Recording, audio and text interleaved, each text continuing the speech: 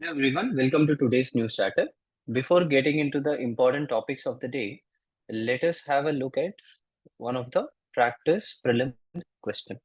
So this is a question which was asked in a previous year prelims. Take a look at it. It is a little lengthy, but it's very easy if you are very clear with the current affairs specifically. Even for this year, it is very important. Yesterday we were talking about the Supreme Court and its powers. So this particular question comes under that. With reference to the Constitution of India, prohibitions or limitations or provisions contained in ordinary laws cannot act as prohibitions or limitations on the constitutional powers under Article 142. So it looks like three, four difficult statements are combined together into a single statement, but it is very easy. The meaning is, according to the law, even the law of the parliament cannot take away certain powers of a body. So, which body is it? This is what they are asking. There can be only one body on which the parliament's power is limited.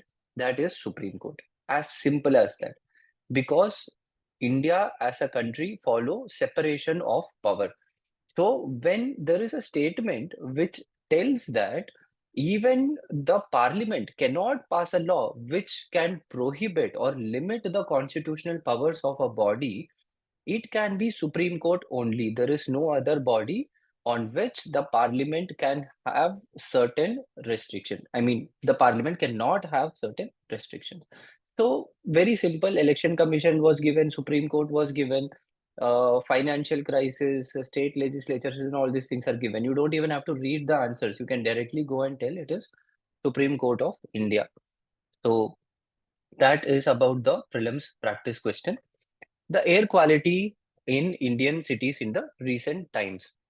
India in the recent times started a program called as National Clean Air Program.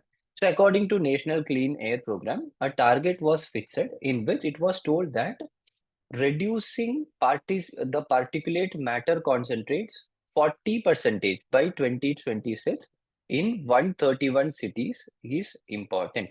What are these 131 cities? The 131 cities mentioned here are called as those cities which are non-compliant with the pollution mechanism, non-compliant with the air quality indices. So these 131 cities were selected, and then it was told that by 2026, 40% of the particulate matters in these cities will be reduced. It seeks to cut the concentration of PM10 and PM2.5 particulate matter with 10 micrometer size and particulate matter with 2.5 micrometer size will be reduced by 20% in the next 5 years, with 2017 as the base year. Right. So these are all the total data which you need to know from prelims and mains examination point of view. You can quote these points. But in the recent times, at present, based on a survey that was conducted, it was told that out of the 49 cities in which the survey was conducted, 27 showed a decline in particulate matter 2.5, which is a good trend, while only 4 had met or exceeded the targeted decline. So this is not good. See, out of 49 cities, 27 cities have started to work on something due to which the amount of pollution has decreased. Whereas 4 cities are still there, only these 4 cities have exceeded the target. So this shows that there is a lackluster way of application of policies. Only 4 out of the total 92 cities which was surveyed had more than 10 ambient air quality stations. What are ambient air quality stations? Ambient air quality stations are those which are used to analyze the present trend of pollution in a particular place. So out of all the cities, only 4 cities had more than 10 ambient air quality stations.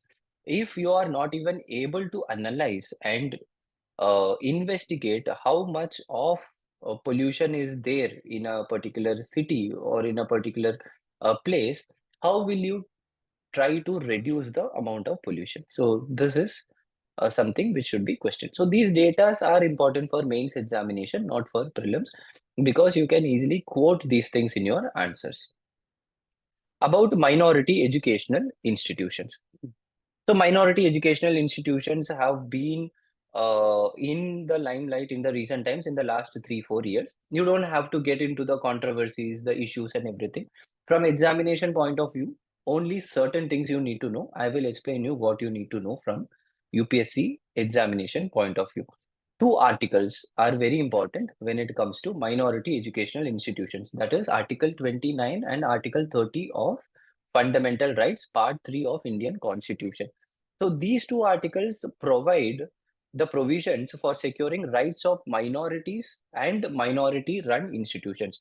Minorities can run their own educational institutions. They have autonomy over it. They have the power to administer those minority educational institutions also, and these minority educational institutions have certain exclusions from the majority institutions. That means right to education. Under right to education, they have some provisions which does not carry forward to the minority educational institutions. So these kind of things are there. The educational institution, in the recent time, there was a case in Supreme Court of India. So you only need to know certain points of the verdict so that if they are making a statement-based questions in prelims, you can easily answer it. So what are the major points? The Supreme Court said that a minority educational institution will not lose its minority status merely because it was told by the administration.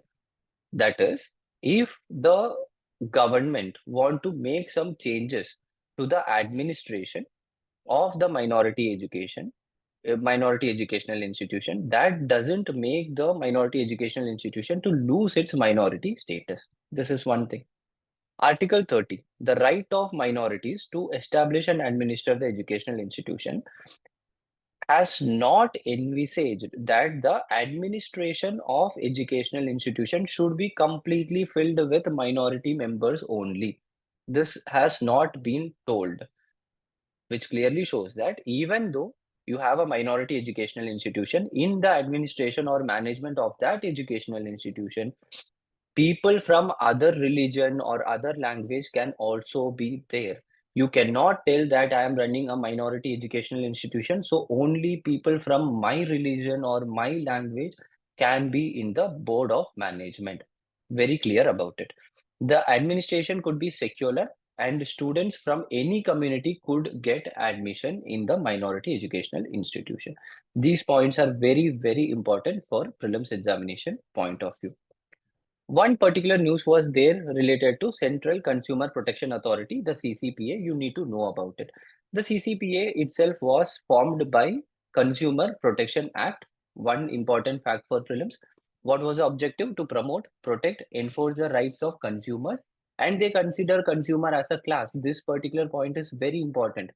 If, for example, if I am going to a court and telling that this particular product is trying to prevent my fundamental rights or something, then it will be considered as a class suit. So all the consumers will be considered together. So this particular point is also very important.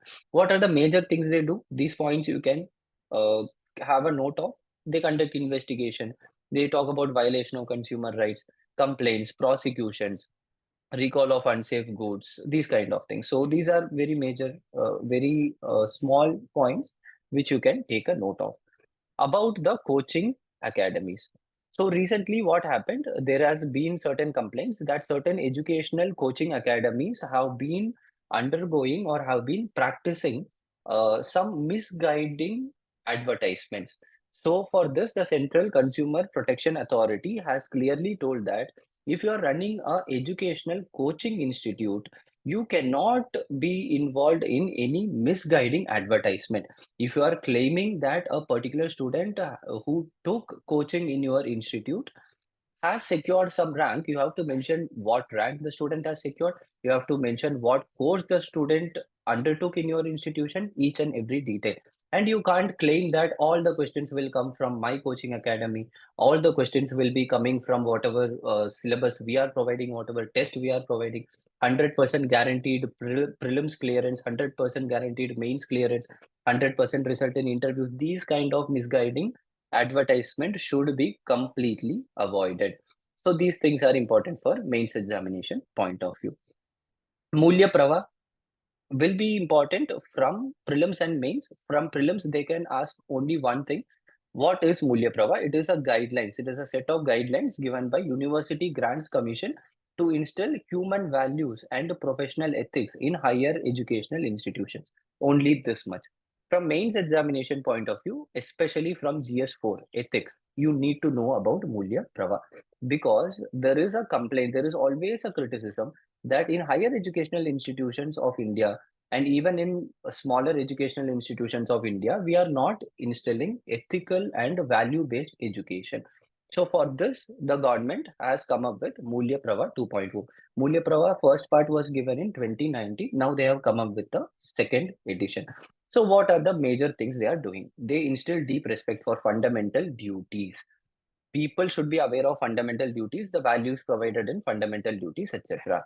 Constitutional values, integrity, accountability, transparency, etc. are given importance here. For the institutions, for the educational institutions, what the UGC tell is, they tell that the institution should run based on integrity, trusteeship, harmony, and then accountability. These points are important. Take a note of it. You can mention in your answers. It mandates the institutions to voluntarily disclose all critical information. Educational institutions cannot keep things very confidential. That is not good. Expectation for staff and student union to support the administration. Staffs and student union should not consider the administration as an opposite entity. They should try to support them, and everyone should come together and make the institute a better place. Important point for mains examination. So whenever we come across a particular case, a Supreme Court verdict, etc., you need to take a note of it. You don't know when you will get a chance to use it in your answer. Union of India versus V. Sriharan 2015 told that appropriate government to decide a remission case is the state where the convict are sentenced. For this applies to the recent Shabano case also. In Shabano case, what happened? The convicts were convicted in Maharashtra, but then the Gujarat government gave remission, which is not applicable. It is the Maharashtra government which should have given remission. So this was mentioned in Union of India versus V. Sriharan 2015. Mains question of the day: critically examine the performance of India in improving enrollment in higher education. Very simple question. I don't even have to explain. Ministry of Education and what are all the schemes they have undertaken. You just go through that, you will get the answer for this. Enumerate some important policies in this aspect. Simple 15-mark question. Anyone can write this answer. So prelims pointers about remission, continuously news is coming. So you need to know which point for mains, which point for prelims. From prelims perspective, very simple. Prison comes under which subject? State subject. A lot of previous year questions are there where they give a particular subject and ask whether it is a state subject or central subject. So you need to know prison comes under state subject. So what exactly is remission?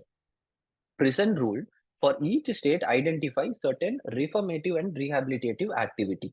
People who are convicted, who are in prison, will be undergoing certain rehabilitative activity. And if they feel that their productivity has increased, and if the prisoners are really undergoing some transformation, then the prison authorities have the power to give some remission. So maybe 10 days or 15 days, and the person can go to home, be there for the mentioned time period, and then come back to the jail. So it helps in rehabilitation of the convict. So this is what remission means. And here the most important point you need to note from prelims point of view is the total number of days earned in remission will be deducted from actual sentence by the court. So these points are extremely important. These days the news which are coming are more towards prelims examination point of view. So take a note of it and focus on it very well. So that's all for today. All the best. Let's meet tomorrow.